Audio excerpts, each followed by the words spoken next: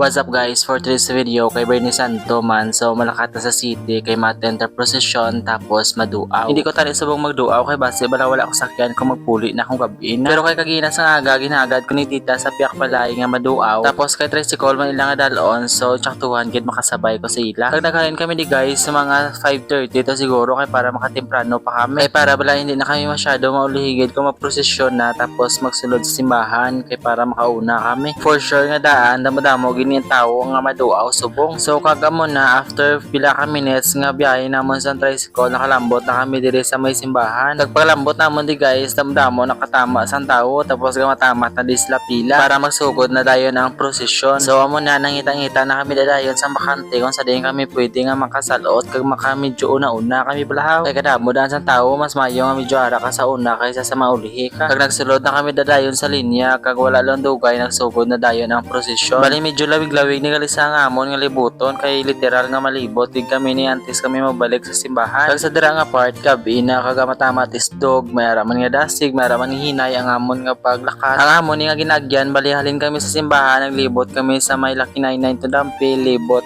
adto sa may likod tapos lusot kami sa may 7-Eleven tapos malusot naman kami sa may plaza tapos palibot liwat sa may likod sa City Hall balik sa simbahan. Hindi gid man siya layo medyo lang bali diri ni galigay sa may Catholic Church sa may La Carlota City. Syempre kay ari ko diri so diri ko kasimba every Sunday. Kag pagkadungka namon balik di sa may simbahan nagsulod na kami di kag pagsulod namon sa may pertahan mo pultang nakatama ang mga bangko wala na space tapos kami dira nakingabot pa kami pangita-ngita pa kami sang pwede namon madasukan kay stop na dayon ang pagpasulod sa mga tao kay didto naman sila sa guwa mahulak gimbutangan na sila mga chairs kay para hindi mag-crowded katama sa sulod sa simbahan. Pagkatapos nagulat-ulat lang kami daka nagpila kadto sa may mga halalukan. Damo-damo gid katama tao guys mga estimated more or less 2,500 ang mga nagtambong ang mga nagduaw. So amo na pagkatapos to namon nagwa na kami dayon kag diri sa guwa may kapanghatag bulak so nangayo kami di mga bulak. Paglabay namon di sa may tubang sa simbahan guys damo-damo pa Japon gahulat kag may ato pagid sa punta may galinya pagid lambot pa sa punta bisan damo pa sila tapos gabi na hindi gid man sa sila madugayan gid daw kasmooth lang man ang flow sa pagduaw sa may simbahan. Nagsama puli na kami nakarabay kami di sa may kata so nagbakali na si ma'am sang ginabutang niya sa may cellphone. Pagkatapos samtang ulat-ulat kami sa kay tito sa tricycle nga amon nga sakyan nagbakali na si tita sang shake kay perti ko no kaginot mayon para mabugnabog na wana nga amon nga chan. So pagkatapos to namon bakal nagbalik na kami diri kag nakalambot na si tito so nagsakay na kami dayon kay mapuli na kami. Kag diri sa may tupadlan bang kasimbahan may hari man diri nga gaduaw pero hindi na siya damo gid katama guro ang iban tapos naman sila duaw. Kag amo na ni siya guys naglakat ang tricycle kag mapanghangin ako di sa likod kay mapuli na kami. Nakapuli kami da guys mga